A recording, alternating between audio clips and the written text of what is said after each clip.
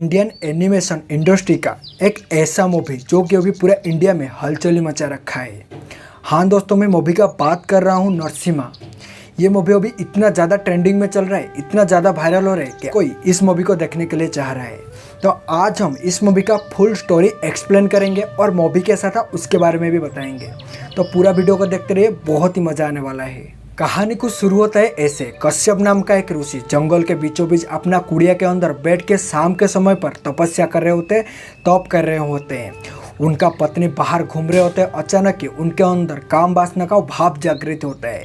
वो चाहते हैं ऋषि के साथ संभोग करना, इसलिए वो कुड़िया के अंदर जाते हैं और ऋषि के साथ कुछ अश्लील हरकत करने लगते हैं। और उसके बाद ऋषि के अंदर काम वासना का भाव जगाना चाहता है, क्योंकि उनके ऊपर कामदेव का हावी हो गए थे।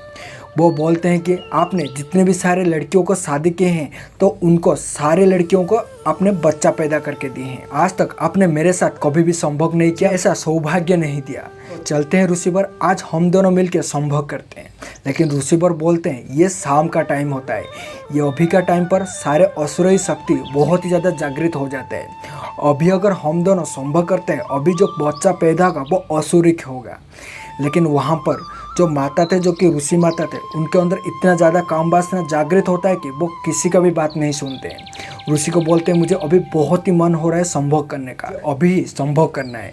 ऋषि उनका बात को टाल नहीं पाते हैं और उनके साथ उसी समय पर ही संभोग करने लगते हैं। कुछ दिन बीत जाता है। कुछ दिन के बाद ऋषि नहाए हुए होते हैं और उनको पता चलता है कि उनका जो पत्नी होता है, पत्नी के पेट में जो 2 लड़का बढ़ रहे हैं वो असुरिक होते हैं। क्योंकि वहाँ पर उनको आकर के असुर गुरु शुक्राचार्य ने ये सारे बात बता दिए होते हैं।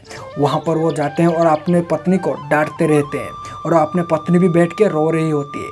कुछ दिन बीत जाता है, दोनों लड़का पैदा होते हैं। पैदा होते ही उनका तबाही मचा देते हैं। वहाँ पर बहुत जोर से दोनों लड़ाई करने लगते हैं। उनका कमरा का सारे चीज़ को बिखरने लगते हैं। ये सारे चीज़ देखते हुए ऋषि बहुत ही ज़्यादा चौंक जाते हैं। असुर गुरु शुक्राचार्य भी वहाँ पर होते हैं। असुर गुरु शुक्राचार्य उन दोनों को समझाते हैं ऋषि को, और उनका बेटा को लेकर के चला जाते हैं असुर लोग पाताल लोक में।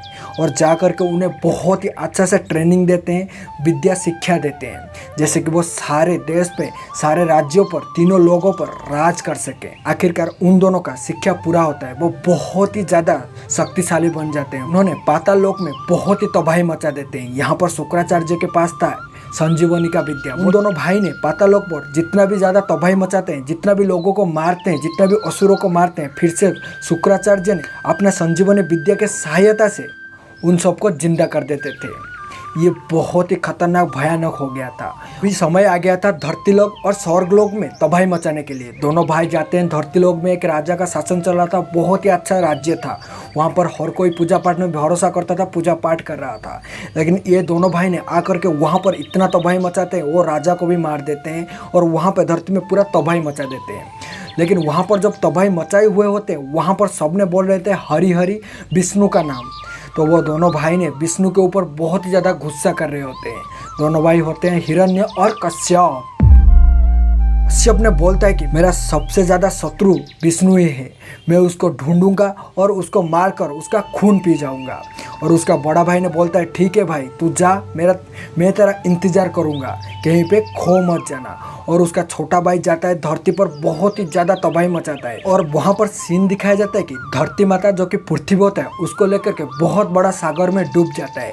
और वहाँ पर वो बैठ के उनको बहुत ही बुरा तरीक़ा से हैरान कर रहा होता है। सारे देवता लोग जाते हैं और देवता लोग जाकर के ब्रह्मा के पास विनती करते हैं कि धरती माता को बचाने के लिए।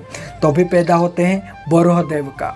बराहदेव जो कि सूअर का एक रूप होते हैं, वो वहाँ से गुस्सा से जाते हैं और जा कर के धरती माता को बचा के लेके आते हैं। और वहीं पर ही उसका जो छोटा भाई होता है हिरण्यकश्यप का, उसका मौत हो जाता है। वहाँ पर उसका मौत का संवाद सुन के वहाँ पर हिरण्य बहुत ही ज़्यादा गुस्सा हो जाता है। उसका सबको लेके जाता है, सबको सत्कार करता है।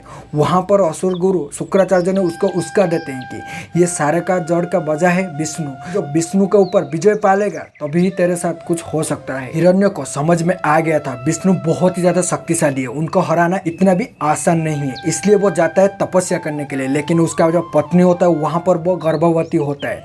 वहाँ पर देवलोग ये सारे चीज़ जानते हैं। देवों का राजा इंद्र वहाँ पर उसका महल में आता है और उनका पत्नी को अपहरण करके लेके जाता है। नारद मुनि उनको रोक लेते हैं और बोलते हैं कि ऐसा किसी का भी अपहरण करना हमारे देवता के लिए सही नहीं होता है। यहाँ पर इंद्र और नारद ने मिलकर उनको एक आश्रम में छोड़ देते हैं। वो आश्रम में रहते हैं और आश्रम में उनका पालन होता है। वो वहाँ पर विष्णु का नाम जप करते हैं। उनका पेट में एक लड़का बड़ा हो रहा था। यहाँ पर हिरण्य ब्रह्मदेव का तपस्या करता है और इतना ज़्यादा तपस्या का उसका पावर था कि सारे और आग लग जाता है, बहुत ही तबाही मच जाता है। वो करके वहाँ पर ब्रह्मा जी को आना पड़ता है और उसको वरदान देते हैं। वो जो वरदान मांगता है वो वरदान ये होता है कि ना मैं आकाश में मरूंगा, ना मैं पाताल में मरूंगा, ना मैं पृथ्वी में मरूंगा, ना मैं अस्त्र से मरूंगा, ना मैं शस्त्र से मरूंगा, ना मैं किसी इंसान से मरूंगा, ना देवता से मरूंगा, ना पशु से मरूंगा। मैं ऐसा किसी भी चीज़ से मौत नहीं होगा, मुझे ये वाला वरदान दीजिए। तो ब्रह्मदेव ने उसको वरदान देते हैं और वो आकर के चारों ओर तबाही मचा देता है। सारे देवताओं को अपना दास बना लेता है, देवता लोग को अपने कर लेता है। और वहाँ पर ही उनका पत्नी का बेटा पैदा होता है। वो बेटा को लेके वो जाता है और बोलता है उसको शिक्षा देने के लिए वो कैसे विष्णु का बुराई जाने, इसलिए उसको लिया जाता है, असुरों का आश्रम में छोड़ा जाता है और उसको शिक्षा दिया जाता है। लेकिन यहाँ पर वो जो बच्चा पैदा हुआ था वो और कोई नहीं था, वो था प्रहलाद। वो प्रहलाद जितना भी उसको जो भी शिक्षा दे दो, लेकिन वो विष्णु का ही नाम जप कर रहा था, विष्णु का ही भक्त था। यहाँ पर कश्यप को अमरत्व का वरदान मिल गया था, इसलिए वो वहाँ से आता है और अपना विकराल रूप लेता है और उसके बाद चारों ओर हाहाकार मचा देता है। पाताल लोक, धरती लोक, स्वर्ग लोक चारों ओर अपना राज चलाने लगता है। स्वर्ग लोक में जाता है, सारे देवताओं को अपना दास बना लेता है। वह चारों ओर हाहाकार मचा देता है, तबाही कर देता है। सारे देवताओं को मारता है, किसी को पीटता है, किसी का गला धड़ से अलग कर देता है। चारों ओर तबाही होने लगा था। फिर स्वर्ग लोक को अपना लोक बना लेता है। जब वो शिक्षा पा करके वो लौट के आता है तो उसको हिरण्य ने पूछता है तू आज तक तो क्या सीखा है। उसका बेटा प्रहलाद ने बोलता है कि मैं विष्णु भगवान के बारे में सीखा हूँ। विष्णु भगवान ही ये सारे चीज़ का रचयिता है, वो भगवान है। ये चीज़ सुनते हुए वो बहुत ही ज़्यादा गुस्सा हो जाता है और गुस्सा होते हुए उसको बोलता है कि कौन ऐसा शिक्षा दिया है। फिर उसको पूछता है कि तुझे ऐसा कौन सिखाया है। फिर वो बोलता है कि मैं खुद से सिखाऊं, नारायण मेरा अंदर ही है। फिर ये बात सुनते हुए हिरण्य बहुत ही ज़्यादा गुस्सा हो जाता है और उसको एक बहुत ही ज़ोर से लात मारता है और उसके बाद वो आदेश देता है कि उसका गला धड़ से अलग कर दिया जाए।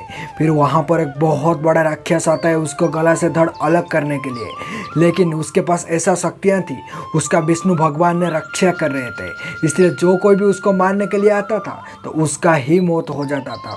उसके बाद हिरण्य ने बहुत ही ज़्यादा गुस्सा हो जाता है और उसको बोला जाता है कि ले जाओ पागल हाथी के पैर में कुचल दिया जाए। लेकिन जब लेके उसको कुचला जाता है तो अभी वो हाथी उसको क्या कुचलेंगे, उसको प्यार करते हैं और उसके ऊपर जो बैठे हुए होते हैं उनको कुचल देते हैं। उसके बाद हिरण्य ने गुस्सा हो जाता है और गुस्से से बोलता है कि उसे ले जाओ पहाड़ के ऊपर से धकेल दो। फिर उसको लिया जाता है, पहाड़ के ऊपर से धकेला दिया जाता है, लेकिन वो वहाँ से भी बच जाता है। अंत में वो बहुत ज़्यादा गुस्सा होकर अपना बहन को रंगोली को बुलाता है और बोलता है कि तू प्रहलाद को लेकर के अग्नि में बैठ जा, क्योंकि उसका जो बहन थी उसको ये वर मिला हुआ होता है कि उसको कोई आग जला नहीं सकता है। इसलिए वो लेके जाता है और उसको आग में पकड़ के बैठ जाता है, लेकिन आग उस लड़का का कुछ भी बिगाड़ नहीं पाता है। आखिर में वो वाला जो लड़की होता है उसका बहन होता है वो ही जल जाता है। उसके बाद बहुत ही ज़्यादा हिरण्यकश्यप ने गुस्सा हो गया था और उसके बाद अपना गुरु शुक्राचार्य को बोलता है उसको लेके जाओ और बहुत ही ऊपर से पानी में धकेल दो, बहुत ही बड़ा सागर में उसको बहा दो। तो इसके लिए लेके जाया गया और उसके बाद शुक्राचार्य ने उसको लेके जाते हैं और एक बहुत ही घाई में उसको गिराने लगते हैं, लेकिन वो वहाँ से भी बच जाते हैं। उसको भगवान बचा लेते हैं विष्णु ने, और वहाँ पर विष्णु भगवान ने उसको दर्शन देते हैं और उसके साथ बात करते हैं। वो फिर से अपना घर लौटता है और ये सारी चीज़ देखते हुए हिरण्य ने बहुत ही ज़्यादा गुस्सा हो जाता है और उसके बाद अपना बेटा प्रहलाद को पूछता है तेरा भगवान कहाँ है, तेरा भगवान कहाँ पर छुपा हुआ बैठा है, तेरा भगवान को मेरे सामने बुला और बोल मेरे साथ लड़ाई करने के लिए। तो प्रहलाद ने बोलता है भगवान चारों ओर है, हवा में है, धरती में है, आकाश में है, पाताल में है, तुम्हारे अंदर है, मेरे अंदर है और आखिर ये खंभे पे भी भगवान है। तो वो और वहाँ पर हिरण्य ने बहुत ही ज़्यादा गुस्सा होता है, बोलता है ये खंबे पर है, अगर इस खंबे पर तेरा भगवान नहीं निकलते तो मैं मेरा हाथ से ही तेरा गला से धड़ अलग कर दूंगा। उसके बाद वो गुस्से से वो खंबे के ऊपर प्रहार करता है और उसके बाद देखा जाता है कि उसके अंदर से नृसिंह भगवान निकलते हैं और उसके बाद नृसिंह भगवान और उसके बीच में बहुत ही जोर से लड़ाई होता है। लड़ाई में हिरण्य हारने लगते हैं। आखिरकार नृसिंह भगवान ने उसको लाते हैं और अपना जंघे के ऊपर बैठाते हैं और वो बोलने लगते हैं तुझे जब वरदान मिला है तू क्या सोच रहे, तू अमर बन गया, ये संसार को बनाने वाला मैं ही हूँ, सारे नीति मैं ही बनाता हूँ, इसलिए तुझे जो वरदान दिया गया था तेरे को कोई पशु नहीं मार सकता, इंसान नहीं मार सकता, देवता नहीं मार सकता, ना मैं एक पशु हूँ ना मैं एक नर हूँ, तुझे कोई अस्त्र या शस्त्र नहीं मारा जा सकता है। देख ये नाखून से तुझे मैं मारूंगा, ये ना एक अस्त्र है या ना शस्त्र है, ये एक जीवित है ना निर्जीव है, ना दिन में मारा जा सकता है या रात में, देख ये शाम का टाइम है। तो ऐसे बोलते हुए उसका जो जितना भी वरदान था वो उसे तोड़ देते हैं और उसके बाद उसका पेट को फाड़ते हुए उसके अंदर से सारे चीज़ को निकाल लेते हैं। उसके बाद उसका मौत हो जाता है। वो बहुत ही ज़्यादा गुस्से में नृसिंह भगवान उसका साम्राज्य को तोड़ने लगते हैं। सारे देवलोक थर-थर हो जाता है, देवलोक के सारे देवता वहाँ पर आ जाते हैं और भगवान को रोकने के लिए लगते हैं, लेकिन भगवान बहुत ही ज़्यादा गुस्से में थे, इसलिए प्रहलाद को भेजा जाता है। प्रहलाद जाता है, भगवान को प्यार से बुलाता है, भगवान शांत होते हैं और उसके अपने गोद में बिठाते हैं। यहीं पर ही मूवी का ख़त्म हो जाता है। मूवी बहुत ही ज़्यादा इंटरेस्टिंग है और ओल्ड स्टोरी को लेके बनाया गया है। मूवी में इतना खास एनिमेशन दिया ही नहीं गया है, लेकिन आप अगर उस मूवी को देखोगे तो आपको बहुत ही अच्छा लगेगा। अगर आपको ये स्टोरी एक्सप्लेन सुनकर अच्छा लगा है और आप ऐसे आध्यात्मिक और हॉरर स्टोरी देखना चाहते हो तो हमारे चैनल को सब्सक्राइब करके रखना और बगल में जो घंटी का बटन है इसको जरूर दबा देना। चलते हैं, फिर मिलते हैं ऐसे इंटरेस्टिंग वीडियो के साथ। तब तक के लिए बाय बाय, खुश रहना और हमारे चैनल के साथ जुड़े रहना।